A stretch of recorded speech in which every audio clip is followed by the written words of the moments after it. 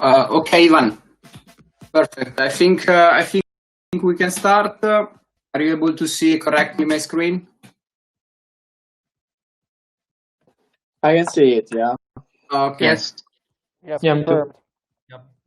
Okay. We are officially streaming also on the Facebook and on the YouTube channels. Okay.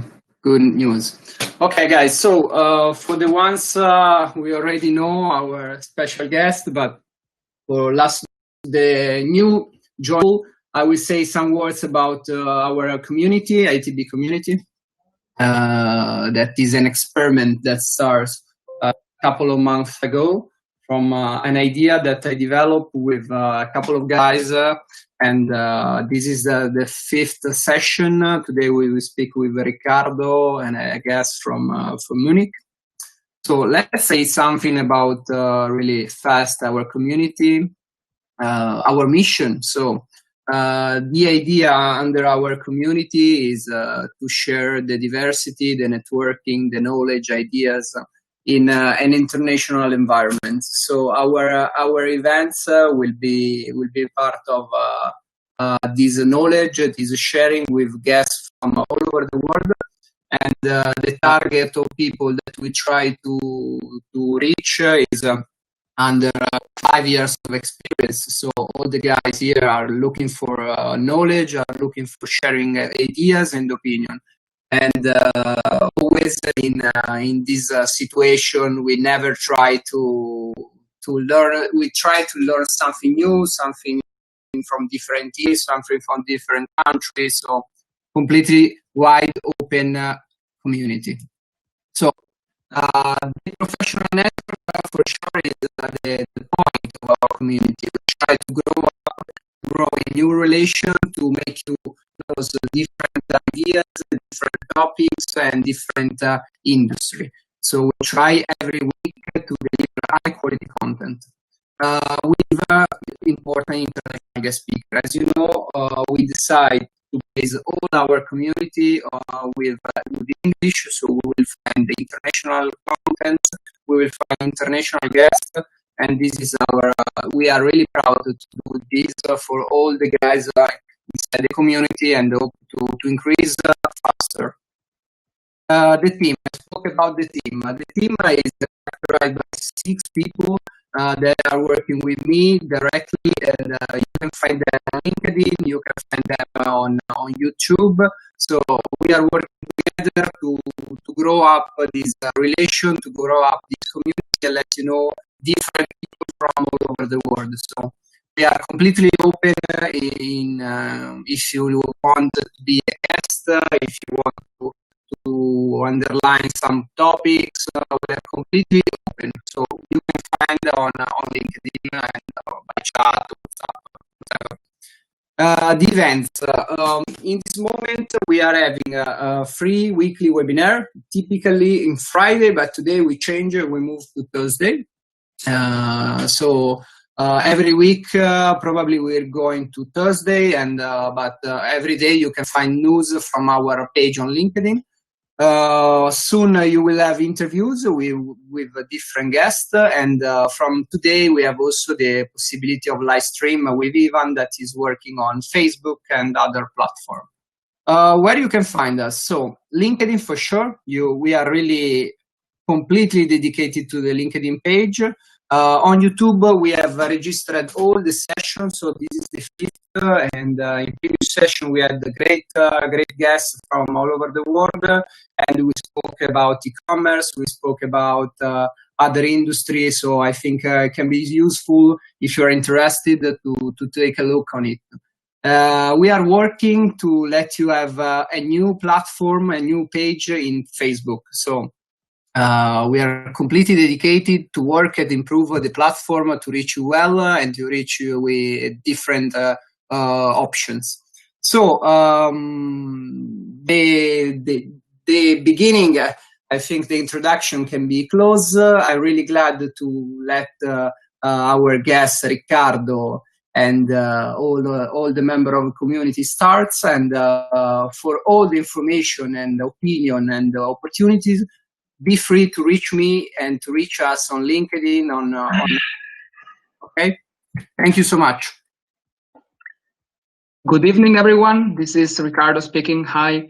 Can you confirm me that you can see my screen right now? Not yet for me. Not yet. Okay. Should actually.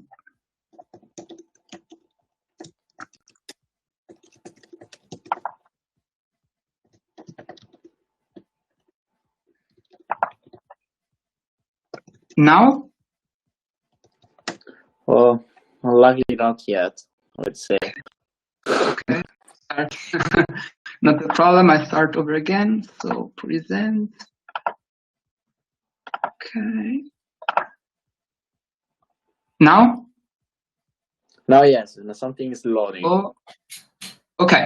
So Yes. I think we can start. Okay, great. Yeah, now we can So see. this is Riccardo speaking. Very nice to be with you today. I would like to start thanking Simone and Matteo for giving me the opportunity to present today. And the topic will be popular selling techniques.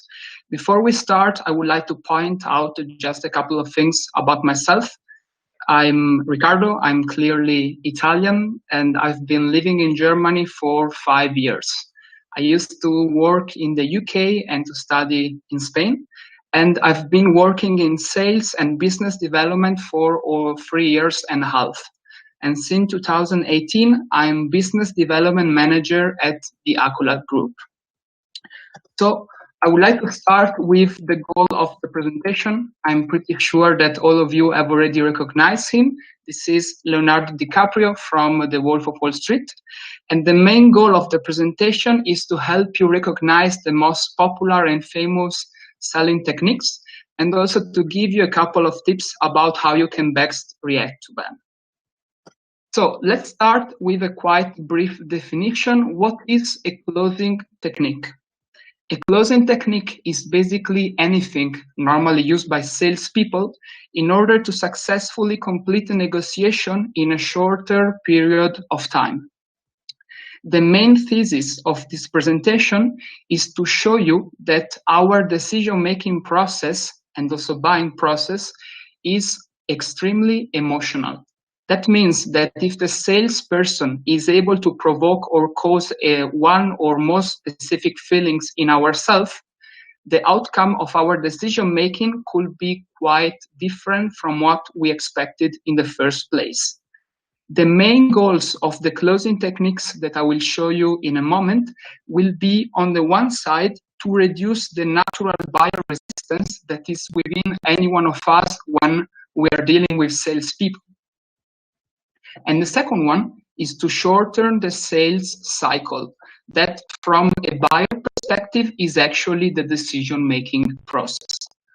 So let's start with the now or never or only for today clause.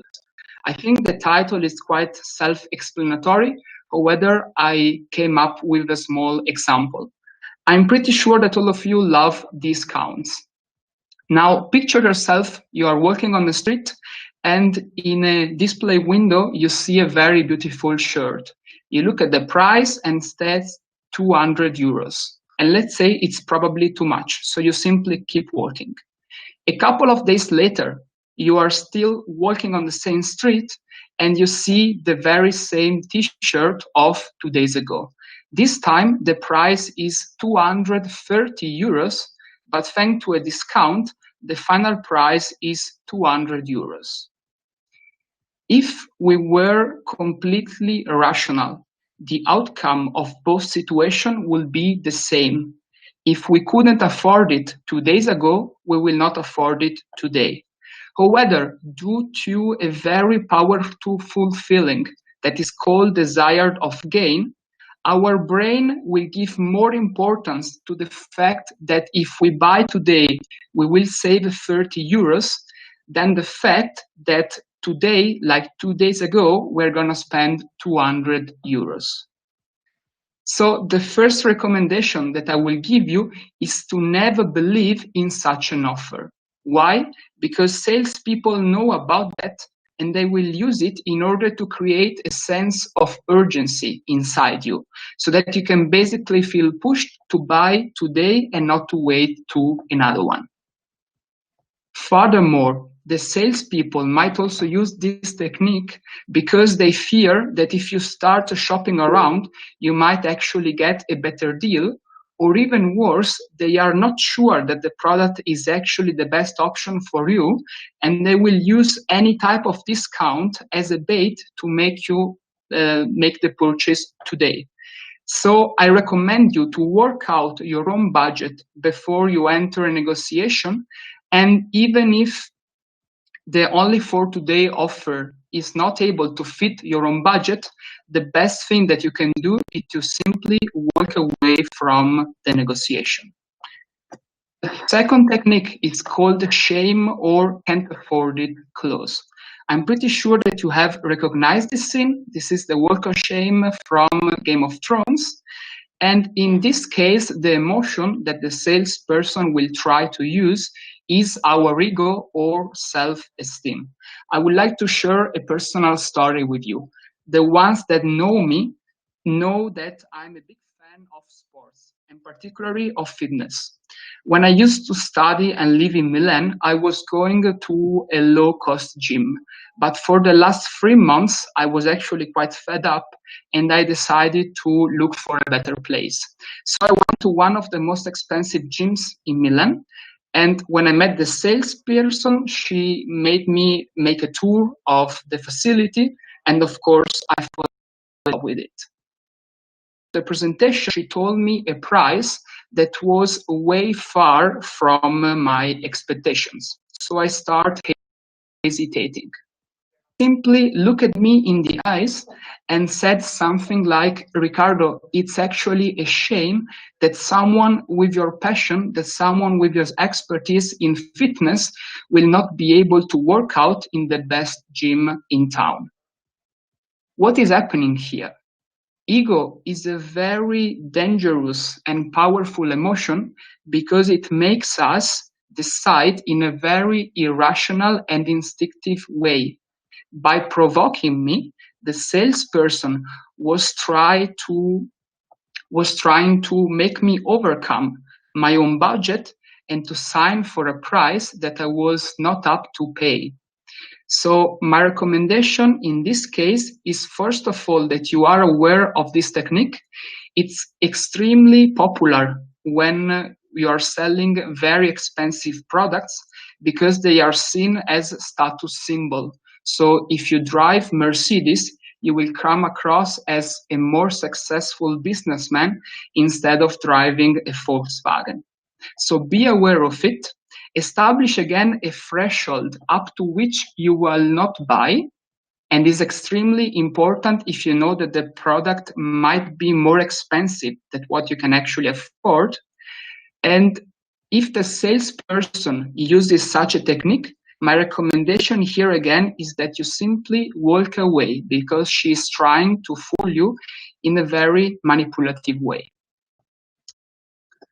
The first closing option that I wanted to show you is called Benjamin Franklin. It's based on his famous decision-making process. When Benjamin Franklin had to make a very important choice, he would have sit down and he would have started listing the reasons that were in favor of making a precise decision, reasons that were against it. As you can see, it's a very original method, but the salesperson might use it in order, again, to provoke you on your psychological side. How? Let's picture ourselves that we are in a car dealership. The salesperson showed us a model that could be interesting for us, but we are still not sure if it is the best option or not. The salesperson will invite us to sit down, and he will start listing on the left side all the points, all the features, all the benefits that are in favor of buying the car today. And between one and another, he will simply ask us for our confirmation. He will say something like, Riccardo, do you agree that the design of this car is very fancy? Do you agree that the technical performances are very good, security policy, and so on and so forth? At the end of it, he will ask the consumer to come up with the reasons that are against of this today. study found out that a buyer normally not able to come up with more than 3 points against a purchase. Why? Because you normally don't have a product as good as the salesperson. The psychological trick inside this technique is that, as you can see here, you will probably not read all the points, but you will simply see that there are so many reasons for buying that you will see it's the logical next step. It's called visual impact. So our brain programmed to make decisions very quickly, probably due to survival purposes, where in a difficult environment you have to react quickly in order to fly away from danger. And in this case, the salesperson will try to list as many positive points as possible so that we think that is the logical consequence to make the purchase today. However, I would like to give you a couple of tips. The first one, make sure that there are no repetitions. I make an example. Let's say that the car has a very good consuming performances. The salesperson might state in point 1 that the car has very good consuming performances. He could also add in point 4 or 5 that thanks to this car, I will save up to 500 euros per year of gas.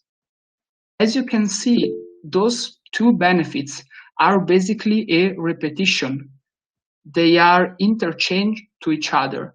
The salesperson is doing so because he wants to come up with at least 7, better will be probably 10 points, so that the visual impact will be so clear that we wait. So first of all, make sure that each point is independent from each other. The second one, each claim made by the salesperson should be backed by proof, because otherwise you are not sure if you are confronting promises with facts. Last but definitely not least, you should not focus on the quantity of the points, but you should focus on the relevance. Now, let's assume that for me, when I buy a car, the most important thing is security. And let's assume that a model has a very high speed. High speed is for me not meaningful because I care more about security than technical performances. In this case, high speed, it's merely an advantage, but it's not a benefit. That means that the points that are in favor of a reason should be your basic criteria, not what the salesperson is writing, because otherwise you will not be able to make a fair comparison. Because since you came up with the points against the purchase, those points are already relevant to you. You need to double check if also the reasons in favor are also. Technique that I want to share with you is called puppy dog, and it's personally one of my favorite ones. I guess that all of you have a LinkedIn profile, and I also assume that the ones that don't have the paid version normally receive an email every couple of months where LinkedIn invites you to try out the premium version for 30 days. This is called puppy dog. Why? Because it is actually the best way to sell puppies, particularly during Christmas time. The strategy behind this technique is that by giving a trial for free, you minimize the risk perception from the customer point of view, and while he's enjoying the additional benefits of the product, he will fall in love with them. Then when the trial period is over, he will not be able to come back to the previous version. Normally during Christmas time, children are extremely enthusiastic about the idea of buying a puppy. On the other side, parents are extremely concerned. Pet shop owners found out that by giving a trial for free, the parents were feeling safe to make the transaction the very same day. But can you imagine which parent will be able to separate the children from the puppy after they brought it home? What is even more interesting, while the child might actually get bored of it after a couple of days, during the trial period, the ones that really fall in love with it were the parents.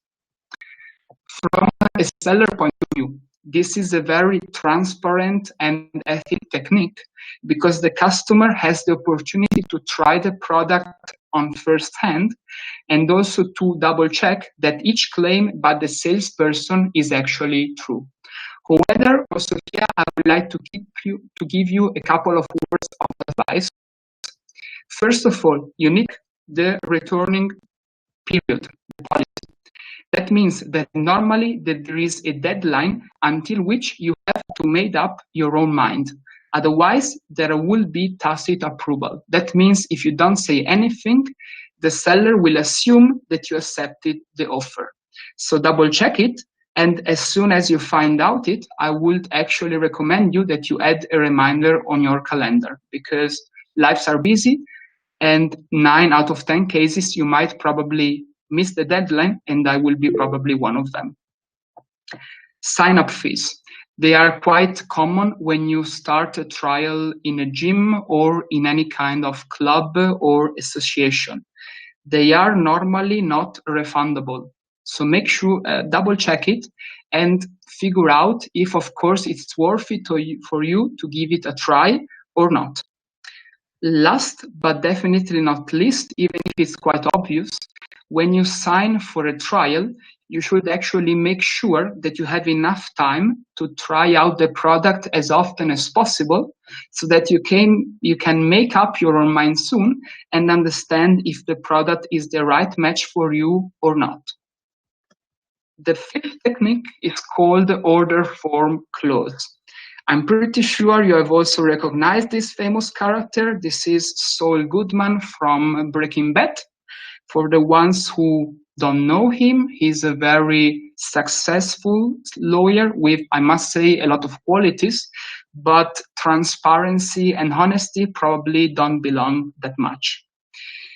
Now, if we go back to the car dealership, you might probably kill me. So let's change topic and let's say that we are in a computer store.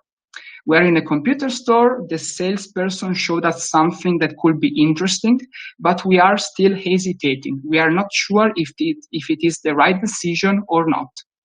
Now, the salesperson might invite to sit down, and he will, out of the blue, take out an order form, and he will start filling it out. Before we realize what is going on, he will ask us, without looking in the eyes, a very innocent and simple question. Could be something like, by the way, when is your date of birth? Can you please spell your name? Which is your address? And so on and so forth. Again, since our brain is programmed to reply quite quickly, and I will say also instinctively, you might actually reply to that, giving the information because it's a very harmless question. However, if you answer to that, the salesperson will be entitled to basically fill out the entire order form, and at the end of it, he will simply push it over to you with a pen, he will look at you in the eyes and wait until you sign. Now, unfortunately, I'm not sure if just an example can actually show you how powerful this technique is. But some studies actually found out that around 30% of the people in such a situation will actually sign the deal. Why? Because the salesperson is acting in a very confident and natural way. He asked us a very simple question, and the logic next step after he filled out the order form is that you actually sign it. A suggestion that I will give you in such a situation is to stay quiet, to use the power of silence. In negotiation, silence is one of the most powerful and effective weapons because it's uncomfortable, it's awkward. That means that if the salesperson asks you something, normally to buy or in an indirect way, and you will simply shut up, the salesperson, since he was actually expecting your answer, will start losing confidence. And while he's losing confidence, he will actually feel to say something in order to break this awkward moment, and whatever he's going to say will be your way out from the conversation. Could be something like, is it everything fine? Did I say anything wrong? Am I rushing too much? And so on and so forth. And you can use that to come up with a very simple excuse. Could be something like, I need to think over, I need to talk with someone else, I'm in a rush, call me tomorrow, send me an email, and so on and so forth. And you can actually get out from the conversation. If you sign, you must be at least 200% sure about what you are doing. That means that you already made your own research.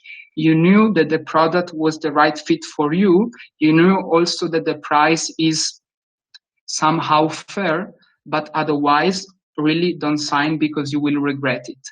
Particularly if you have to establish a long-term relationship with the seller, he is definitely not the kind of person that you would like to do business with. For the power of silence, I normally recommend to count until 10. I can assure you that even until 5 is enough. Salespeople love to talk, are very uncomfortable with silence, and that's why they feel the urgency to say something. But by saying something, you can use it as your getaway from the negotiation. The sixth closing technique is called a reverse or lost sale close. Now, let's assume that we are again in the computer store. Someone made you an only for today offer, and you declined and decided to leave. So you stood up and you started working. The salesperson might invite you to come with you to the door.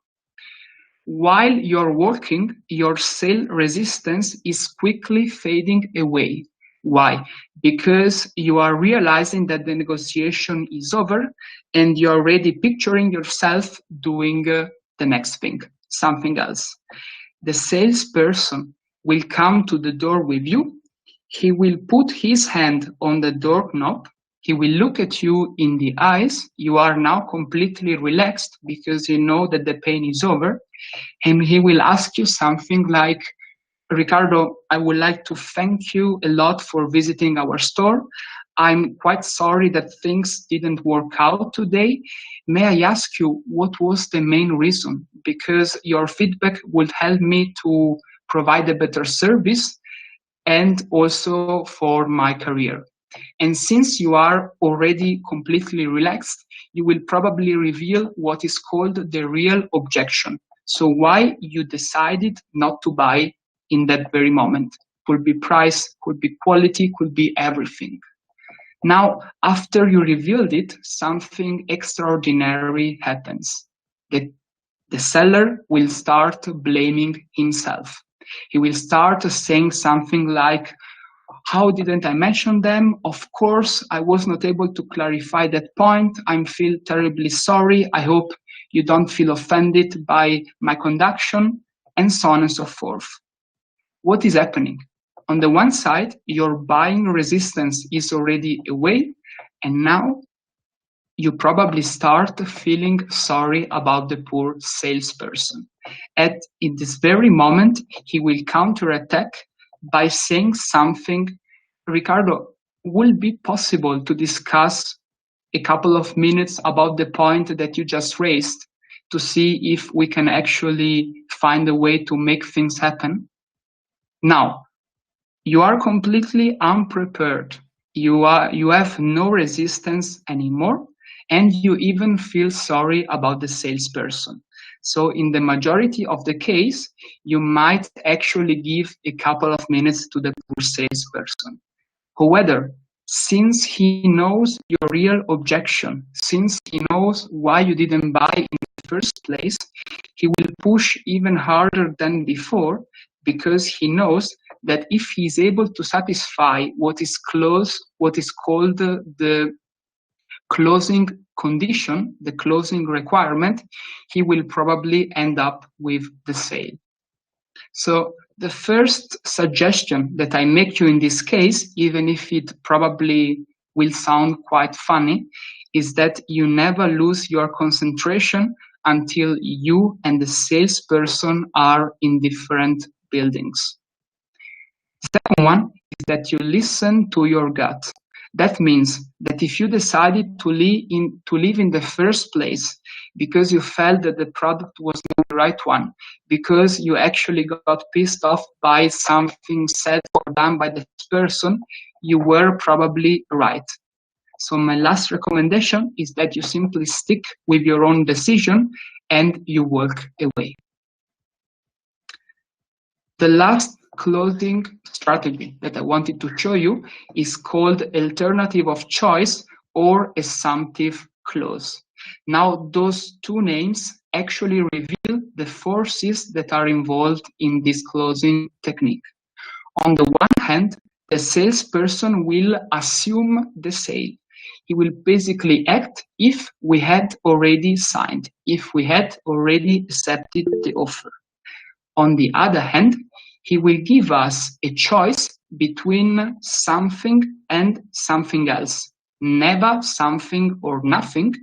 And you can imagine both options will actually lead to the sale. Why? Because again, our brain has been programmed to make decisions quickly. That's why in the majority of the cases, when we are in front of two options, we will probably end up with one of them instead of taking time and figuring out new alternatives. Some examples might be something like, Riccardo, would you prefer to pay by cash or by credit card? Would you like to bring the product today home or should we ship it to you?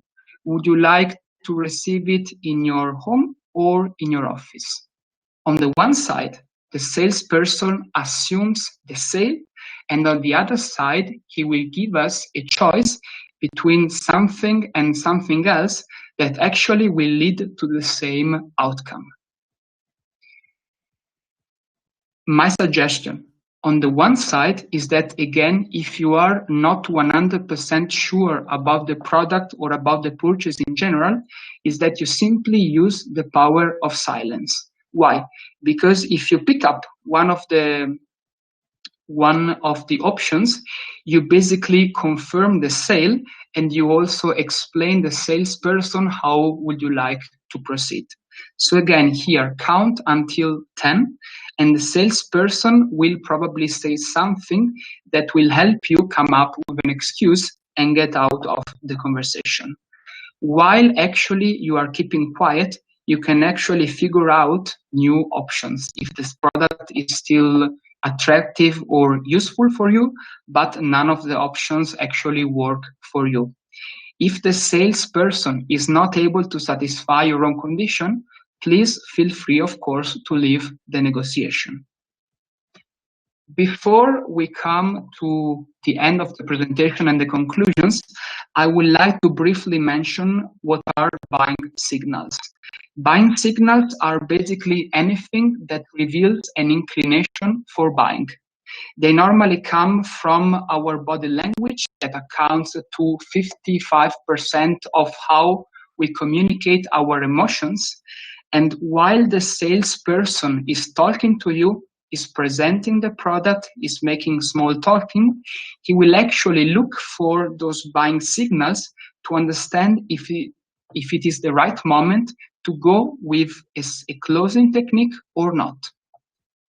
I listed here the most famous two ones. The first one is the leaning forward position, and the second one is when we start rubbing our chin. When we are in the leaning forward position, like the woman right here, we are extremely interested in the conversation, or in what is in front of us. We basically look like a runner close before the start because we are ready to action. We are thinking about the next steps. We are actually playing with the thoughts of ownership, of owning the benefits. It is more or less the same when we also rub our chin. When we do that, in 99% of the cases, we are basically deeply lost in our thoughts and we are imagining the ownership of the product. We are seeing ourselves enjoying the benefits and using it.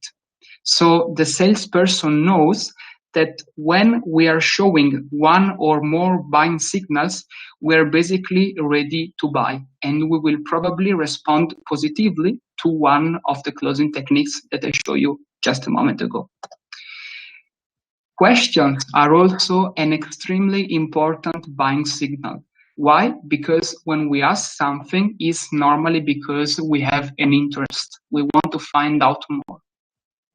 Now, let's assume that I'm showing you my product, and then you will start asking me about its availability. Riccardo, by the way, do you have this in stock? Or you ask me about delivery options. You ask about warranty period, post-sale services, ownership and the related paperwork, or you ask me to repeat specific features or technical performances or technical benefit, or you even start making comparison with your current or with your former supply. Those are all insights. They are not proofs, but they are insights that you are getting even more interested in the product, and you might probably respond positively to a closing question. However, the most famous, and I will say also clear buying signal, is when people ask about payment options. If we ask if we can pay by cash or by credit card, that normally means that we have already the wallet in our hands. We come to the conclusions of this brief presentation. The first point is actually the main thesis. Be aware of the power of emotions in your decision-making process, and I will also add when you are in any type of negotiation.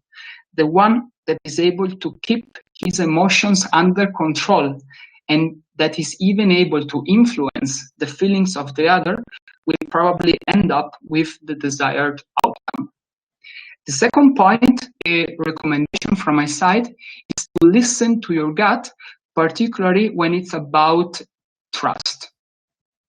If at the beginning of the conversation, in the middle, or at the end, you feel awkward, you feel that something is not working, you are probably right. If you cannot trust someone, you cannot expect to establish a business relationship with this person, particularly if you know that he wants to sell us something. Third point, every time ask for evidence, ask for proof. In B2B, testimonial letters from previous or existing customer are extremely popular. In B2C, they are the online certified reviews. But really, make sure that each claim or each promise that has been made by the salesperson is backed by any kind of proof. Otherwise, you don't know if you are dealing with a fact, with a feature, or with a mere promise, not to say a lie. Last conclusion, if the product is interesting to you, but you are still not sure if you can rely on the salesperson or not, I try to come up with 3 options that might help you assess the trustworthiness of the salesperson. The first one is to give him a small assignment with a precise deadline. In this way, you can evaluate on the one hand the quality of the work, and on the other hand, if he was able to deliver on time or not. The second one is to keep note of everything promised by the salesperson, particularly if it was not in written form, and then double check it to understand if he was able to keep his own word or not. Last option, pay attention to his language. I don't mean the accent or the grammatic mistakes like in this presentation, but simply see, is he more talking about himself, about his product, about his amazing company, all the customer that he has, how many money he makes, or is he asking questions about you to understand your current situation, to understand your needs, to understand what you are looking for, what are your previous experiences, and so on and so forth. Understand if he is interested in you as a customer and as a person and not as a buyer. I would like to conclude this presentation with a last thought. One of the best sales lessons that I got now at the beginning of my career is that we as buyer or as consumers are not looking for products. We are looking for outcomes. That's why you can identify a good salesperson from a bad one, because the good one will ask you smart questions to understand exactly what you are looking for, what are your needs, what are your expectations, what do you want to do with the product, in order to understand which of these products is the perfect match with our own criteria. If someone is simply talking about himself, about his product, about his company, he will probably not be able to make the right offer for your purpose. We come to the end of this presentation. I would like to thank you a lot for listening.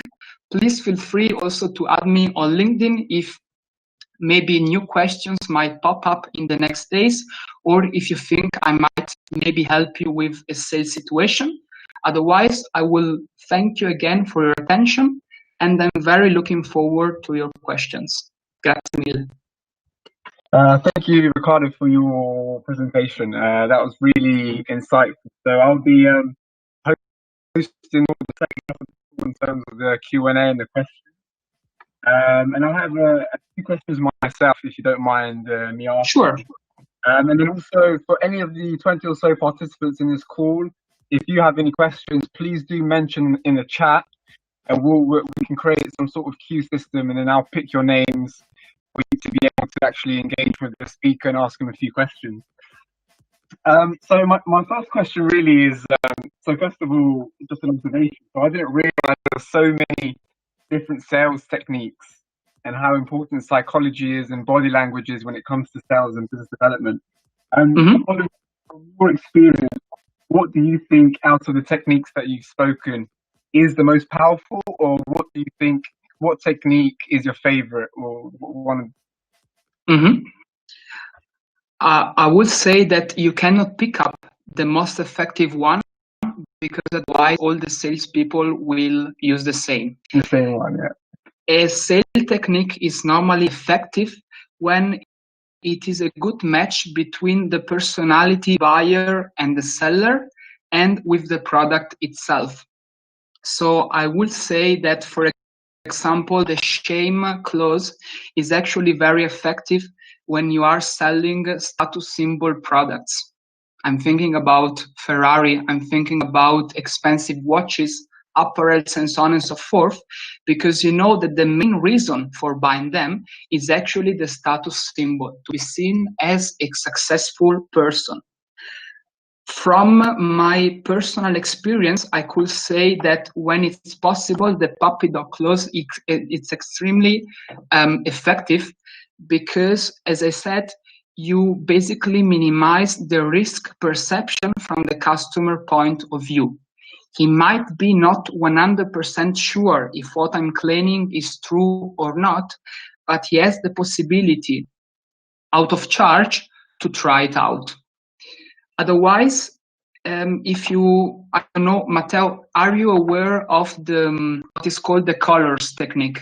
That people can be basically divided in 4 types. They are introvert or extrovert, and if they are task-oriented or people-oriented. From my experience, I'm currently selling translation and localization services And I normally deal with engineers that, for example, have technical documentation that should be translated in multiple language. And since technical engineers are normally blue person, that means that are very data oriented and a little bit introvert. I found out that the Benjamin Franklin clause is extremely effective because when I let them come up with the points in favor or against him, they basically feel in charge of the decision-making process. And while they normally need a lot of time to make up their own mind, when they are actually completely in charge of it, in, I would say 7 cases out of 10, they are basically able to give me an answer at the very moment. So that's really interesting. So I guess, you know, the type of sales technique you use will depend on the situation and type of product, the type of person you're dealing with. So there can be, you know, so many different aspects to consider when you try and make a sale. So that's really interesting. Thank you. So I think a few questions in the chat. I'll go off in order. So I think the first one is from Ruggero.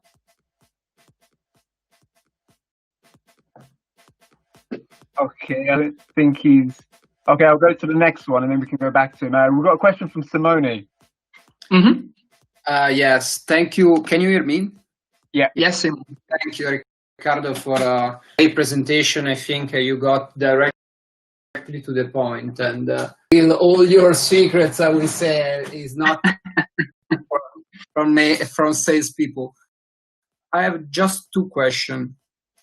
In your opinion, can you give me a percentage in which the ability to sell is, let's say, innate, and the percentage in which there is a preparation, there's documentation, there's the ability to understand all the feature of the product? So you can give me a percentage on it.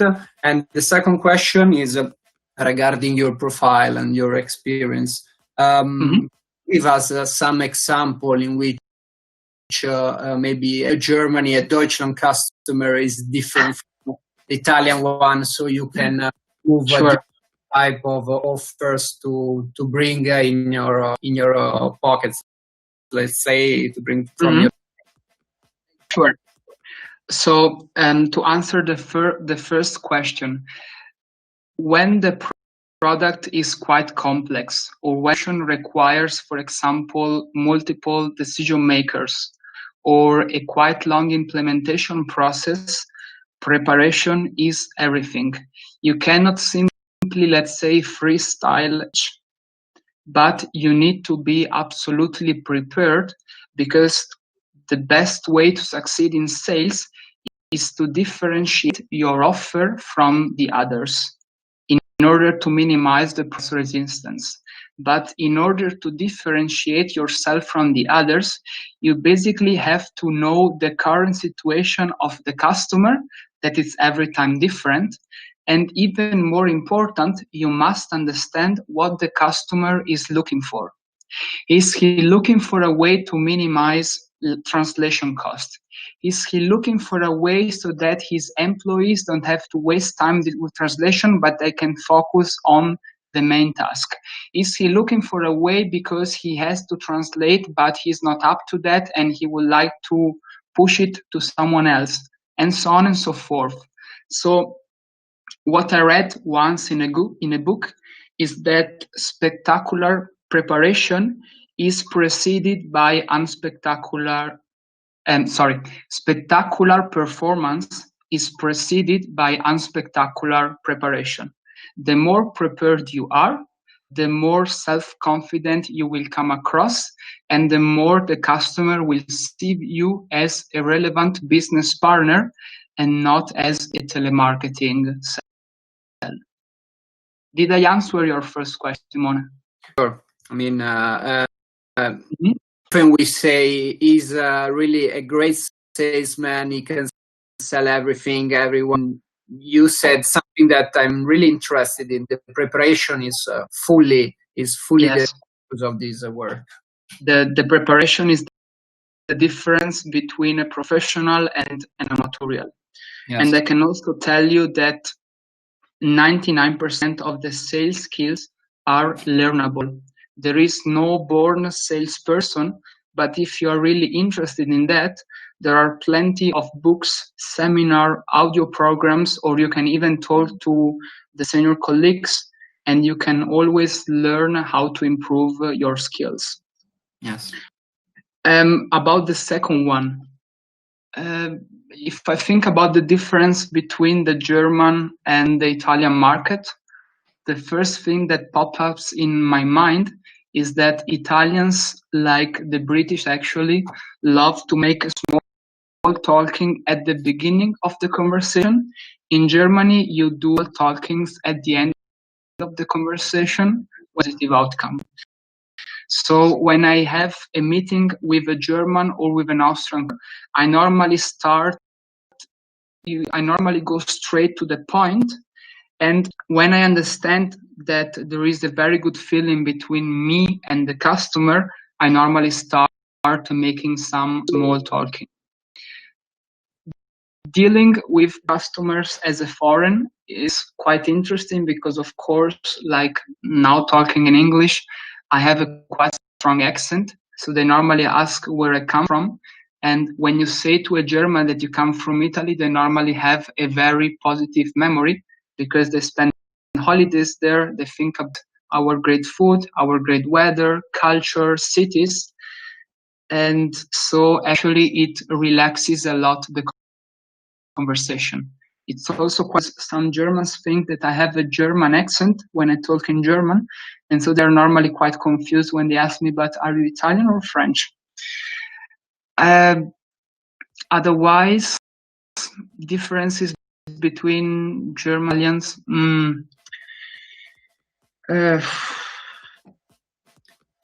No, I will say, Riccardo, for me is perfect. I will have to okay, just to make sure. for other question, but great, Sure. great answer.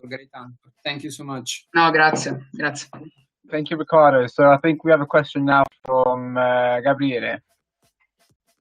Yeah, hi Riccardo.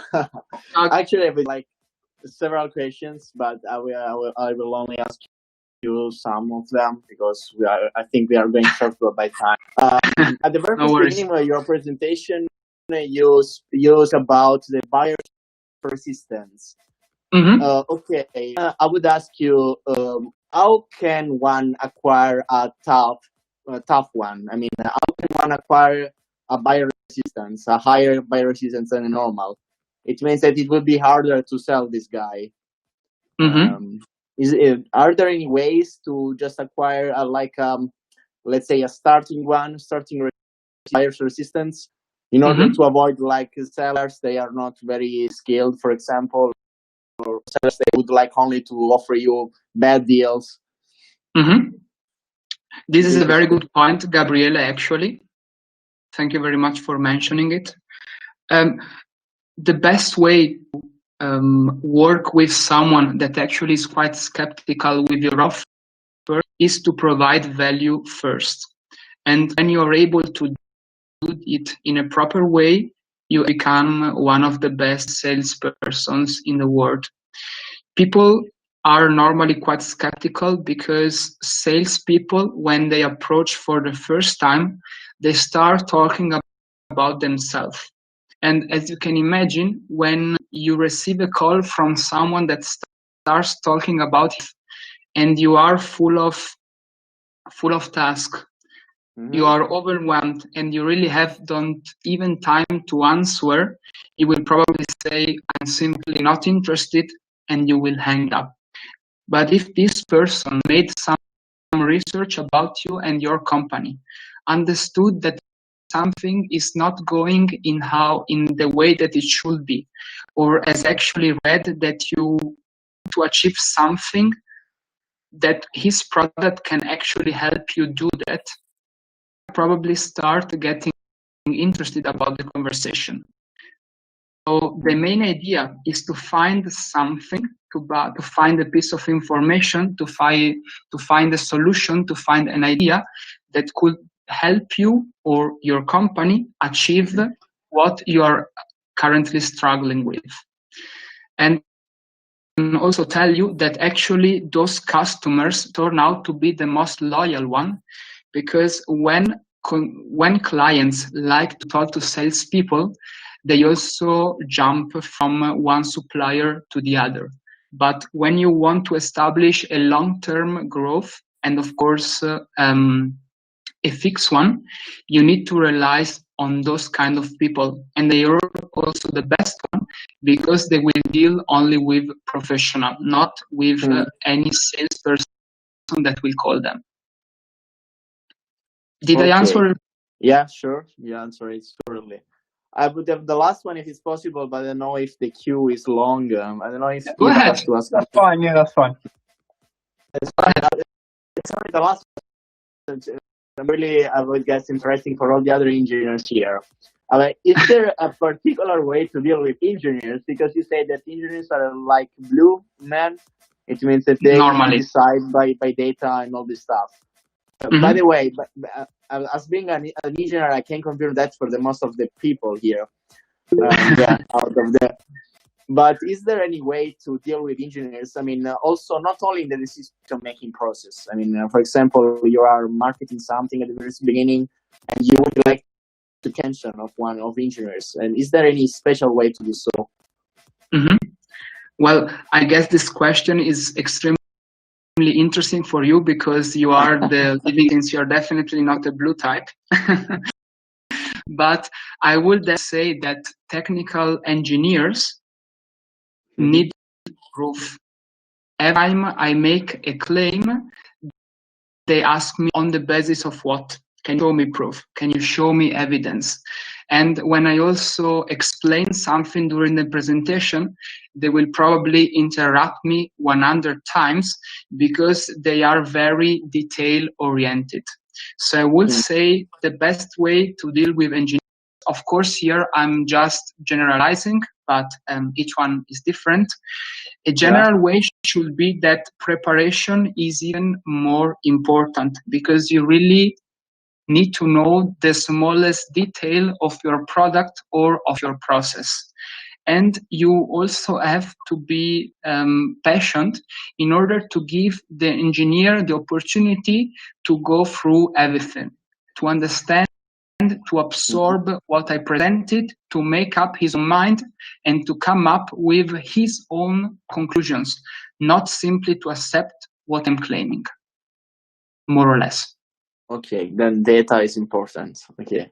Data is extremely and proofs are more than. Okay. Mm-hmm. Yeah, you answered completely to my question. Thank you. Thank you very much.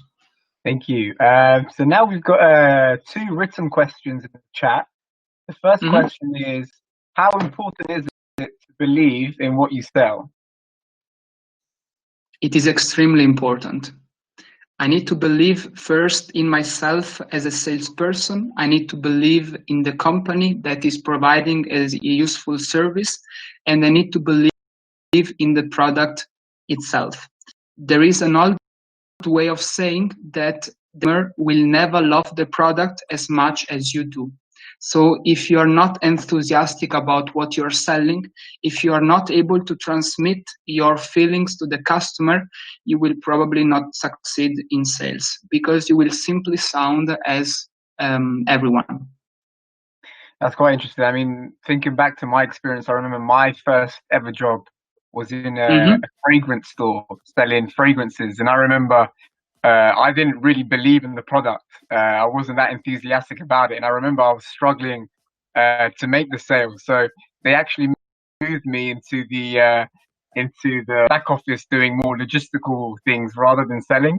And I remember I wasn't enthusiastic about the actual product. I didn't believe in it. So I remember that having an impact. So yeah, that connects with what you're saying. Second question is, which techniques are better when we are selling through a phone call or for example, video call? I don't have actually experience about simply selling on a phone. I think it's probably because when you phone call, the product is actually quite simple. And in this case, I will probably suggest to now never or for today close, because the main goal is actually to sell as soon as possible.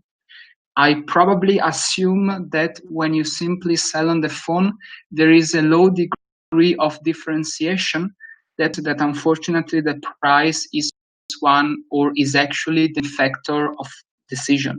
And you also see, for example, when telephone companies call you, they normally even offer you 50 cents per month. If you sell on a video call, like with a demo, I think that if it's possible, if you are, for example, in what is called software as the puppy dog is very good. With the demo, you will basically lead the customer through your product, through your software. And if he actually showed any degree of interest, you can actually simply say, would you like to give it a try for the next couple of weeks? And then we can discuss again about it. Otherwise, I would also suggest, if it's possible, in general, the alternative of choice, because you try to simplify the sales process, you try to close the sale on the spot, and if the customer, that in this case is called prospect because he has not signed yet, actually is interested, he might probably confirm the sale. Cool, thank you. We have a question from Nicola Montiero. Hi, Riccardo. Thank you. Can you hear me? Yes. Thank you again for your presentation. You are officially now the wolf of AIT. Sorry, but my question is again related to the current sales situation, let's say, because I'm working in automotive business. Recently, after the COVID situation, in March, we have launched a new project, which is Caretom, where basically there is the first, let's say, interaction of the sales negotiation online. So my question is, how much is difficult to engage and make a negotiation online for a sales? And the second question related to this is that how is different to do a sales online, both from a customer point of view and from a salesman point of view? Thank you very much for your questions. To start with the first one, it is a little bit more difficult to sell online, particularly I will say on the phone, because actually you are missing the body language. Body language accounts to almost 55% of our way of communicating, and our words simply count to 7%. The remaining 38% comes from the tone of voice, or in general how we speak.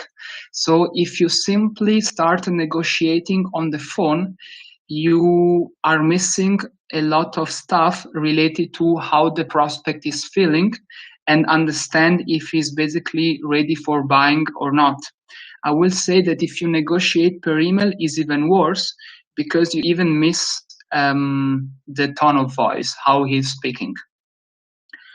On the other hand, since I've been selling both online, so with demos, and also on the spot, actually, when you sell online, it's definitely more relaxed because you don't see the customer in front of you, that he's looking at you, wondering what you are doing, and you normally feel actually under pressure. Your external appearance is actually more important than you think. Because if I come to a meeting where I'm not properly dressed, or I'm not that energetic or actually enthusiastic, the customer will probably be also not that enthusiastic about the negotiation.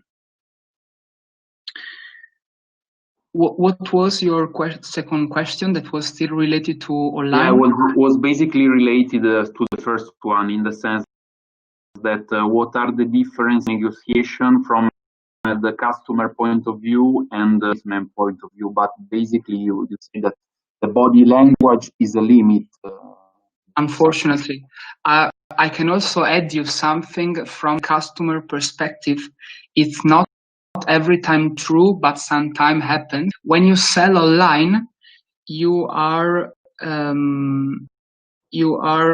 disadvantaged because some customers have not a good perception about companies that don't come personally to the office, because they might wonder from where you are calling from, particularly if you are a foreigner. So there is still a little bit of prejudice where when you don't have the possibility to meet the salesperson personally in your office. Okay, thank you much, Riccardo. No, you're welcome. Thank you. So we have two more questions before we close off. So we have a question that came in earlier from Ivan. Hi, Riccardo. Hi, Ivan. What I wanted to ask, think instead of body language, is have you ever been tricked by body language? So body language made you think, okay, I'm gonna close on this prospect, but later on you were disappointed, like put out of track by body language. Has it ever happened? It could happen. Normally, it's because buying signals are not definitive proofs, but they are insights. So one buying signal might probably not be enough to decide to close or not. But then when you see the prospect that is in the leaning forward position and he starts asking about the availability of the product or about post-sale services, then you might have a higher degree that the client is ready for buying. The powerful body language is that for us, it's quite hard to control it because it's normally regulated by our subconscious system. That's why, for example, people that work in secret services and so on and so forth are masters in body language because they are able to dominate their own subconscious mind, and with the body language they can also trick the others. But I will say, when you don't deal with secret services agents or actors, you can probably be sure that the body language will reveal what they are actually thinking. Okay, thank you for the answer. You're welcome. Thank you. So before I read out the last question, I just wanted to note that some of you guys may have noticed in the chat we've put a link to a survey. It's just a really quick survey. No emails, no names, just a 4 to 5 questions where we would really appreciate your feedback.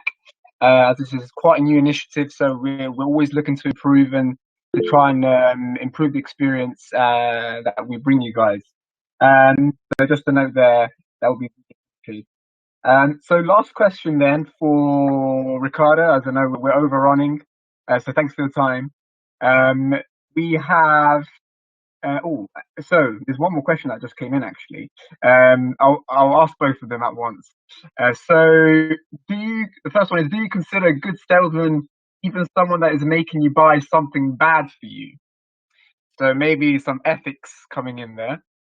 And the last one is, from your experience, which are the main differences between selling high price products and low price? So just to remind you, so is a good salesman someone that persuades you to buy something that you don't need? And what's the difference between low and high quality products? In my opinion, or actually in general, how I try to make my job is that ethics is extremely important, because I, as salesperson, have responsibility of representing my own company. And the best way to represent my company is to actually provide a useful service. Why?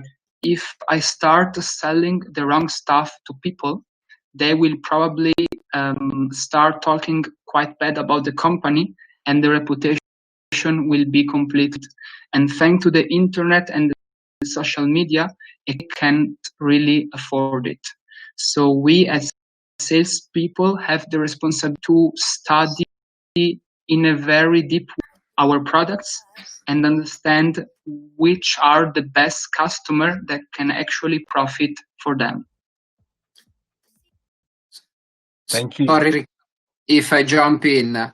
I just an example to give also to all of the audience. The example of Netflix. In the last day, decide to have a new policy in which accounts that didn't work or use the account as after 12 months, so 1 year, this account will be enabled. The company will say, if you are connected and you don't use the service after a year, I don't want your money, because it's no more a question of money, it's a question of I give you a service.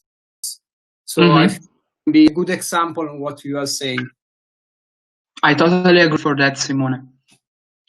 In order to answer the second question, Matteo. Yeah. Okay.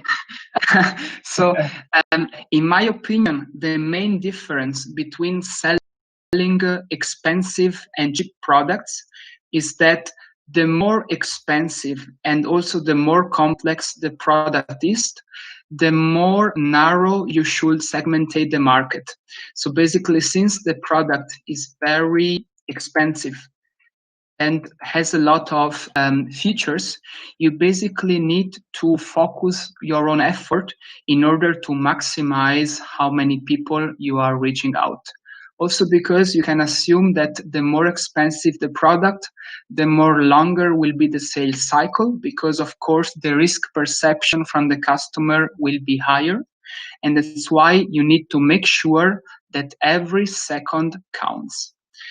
When you sell cheap products, I will say that the main thing that you should probably care is productivity, quantity. So since the product is quite simple, and I also imagine not different from the others in the market, what matters is how many people you can reach out to every day. The more people you're able to contact, the higher the probability that someone will accept your offer. Thank you, Riccardo. So to close off the call then, first of all, really want to thank you for your time, not just presenting on this call, but also preparing for the presentation while you have obviously work to get on with. So we really appreciate you coming on. We obviously appreciate everyone else coming on the call, all the guests here listening in. And given that this is a new initiative, please contact us if any of you guys want to be a guest speaker one day. If you know of someone who would like to be a guest speaker, I guess it's a good opportunity for anyone to practice their own presentation skills. Also, given the fact that these are recorded, so you can also view these calls after. So it's a good way also to look at the way you present and how you sound like in a way. So it's also something potentially which may look good for recruiters. So it's always something that you can put on your LinkedIn. And it could be a very good way for recruiters to see how you communicate, how you present, as often that's very important. So it's a good selling tool for anyone who comes on as a presenter. So as mentioned, the recording of the session will be posted in the next coming days on our YouTube channels, and you'll find the link in. And therefore, finally, again, thank you so much, Riccardo, for presenting, for giving your insights into the world of business development. And also, thanks for everyone for joining. So that's that from us this week. Thank you very much. Matteo, sorry, do you mind if I present just one last thing? Yeah, that's fine. Yeah, that might be interesting. If we go back to the alternative of choice or assumptive clause, this is actually a very good way to ask someone for a date. Instead of saying something like, would you like to go out with me? Or when would you like to go out with me? That will be slightly better. If you go quite the size and say something like, do you go out with me on Saturday or on Monday? You have probably a higher chance to get your date and then play your own cards. Oh, that's really interesting. So I guess that we can apply to our profiles or let me know whatever if it works. or WhatsApp or I will whatever. let you know. Let me know, guys, if it works. Guys and girls. Okay, you'll be our Dathan doctor as well again. But no, it's really interesting how you can apply these things to real life, to your own personal life as well. Matteo, before to close, I will say, I hope that the answer from the girl will not use the power of silence. Thank you, guys. All right. Thank you very much, guys, for listening. Thank you, Riccardo. I enjoyed a lot presenting. Have a nice evening. Goodbye. Bye-bye. Thank you. Bye. Thank you.